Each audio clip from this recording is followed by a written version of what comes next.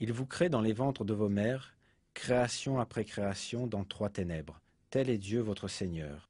À lui appartient toute la royauté, point de divinité à part lui. Comment pouvez-vous vous détourner de son culte?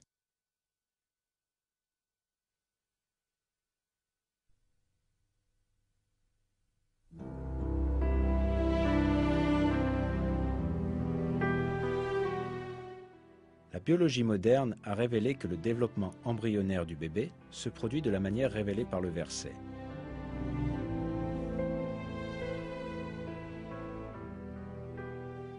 L'expression 3 ténèbres indique que 3 régions sont impliquées dans le développement de l'embryon.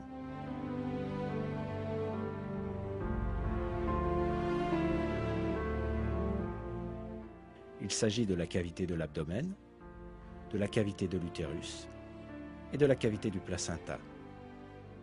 Il est également souligné dans ce verset qu'un être humain est créé dans l'utérus de la mère en 3 étapes distinctes. Dans l'embryologie humaine fondamentale, un texte de référence dans le domaine de l'embryologie, ce fait est énoncé de la manière suivante.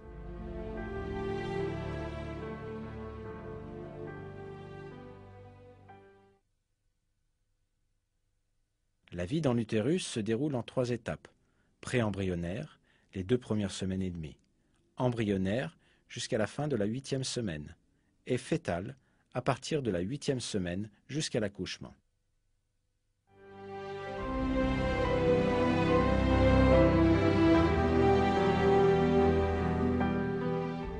Les données sur le développement dans l'utérus de la mère n'ont été disponibles qu'après des observations avec les appareils modernes. Pourtant, comme bien d'autres faits scientifiques, de façon miraculeuse, Dieu attire notre attention sur ces éléments dans les versets du Coran.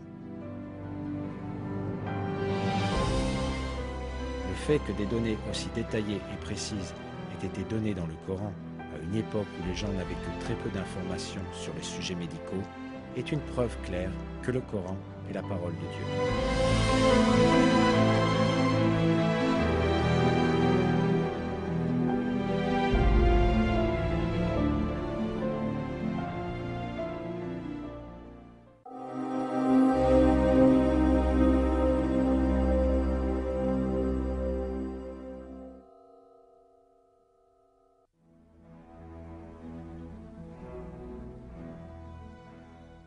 Le développement d'un être humain dans l'utérus de la mère est plein de miracles.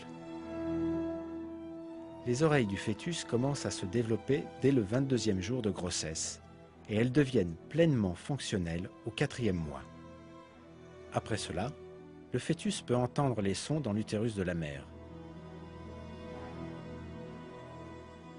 Pour cette raison, le sens de l'ouïe se forme avant les autres fonctions vitales pour un bébé nouveau-né. L'ordre indiqué dans le Coran est frappant de ce point de vue.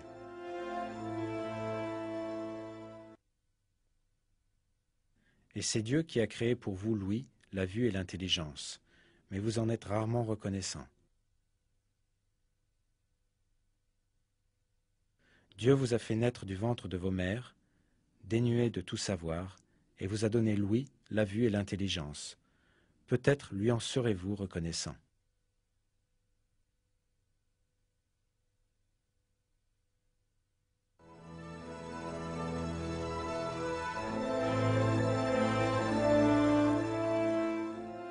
Une étude attentive montre que les sens auxquels Dieu fait référence dans le Coran sont toujours mentionnés dans un ordre particulier. L'ouïe, la vue et l'intelligence. C'est exactement le même ordre suivi par le développement des sens d'un bébé.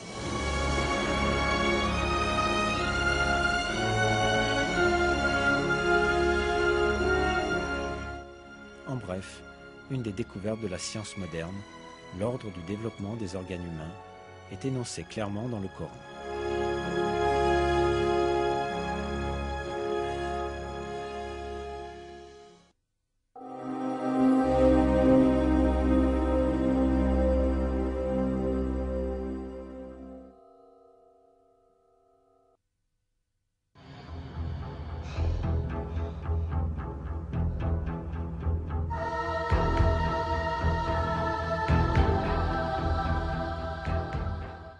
le Coran met un accent particulier sur un élément.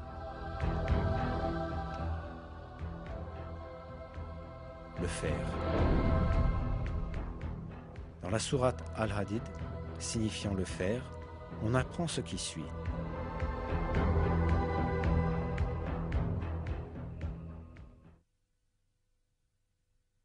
Et nous avons fait descendre le fer dans lequel il y a une force redoutable, aussi bien que des utilités pour les gens.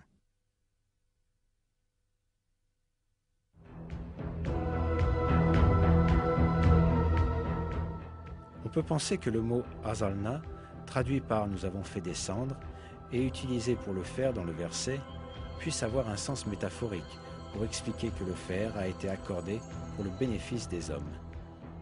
Mais quand on prend en considération la signification littérale du mot, on réalise que ce verset implique un miracle scientifique très significatif. Cette signification est faire descendre physiquement du ciel, comme dans le cas de la pluie et des rayons du soleil. Les découvertes astronomiques modernes ont révélé que le fer que l'on trouve dans notre monde est venu d'étoiles géantes dans l'espace. Le fer sur Terre, mais aussi le fer dans le système solaire en entier, viennent de l'espace, puisque la température du Soleil est inadéquate pour la formation du fer. Le fer ne peut être produit que dans des étoiles plus grosses que le Soleil, où la température atteint quelques centaines de millions de degrés.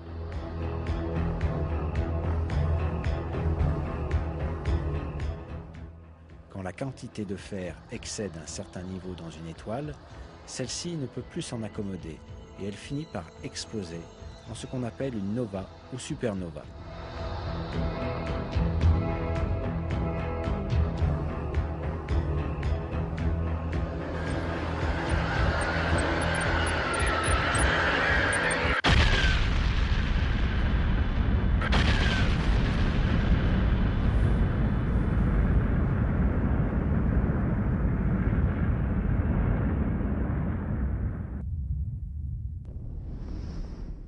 Ces explosions permettent la dispersion du fer dans l'espace. Tout le fer présent sur Terre provient de l'espace lointain grâce à ce mécanisme.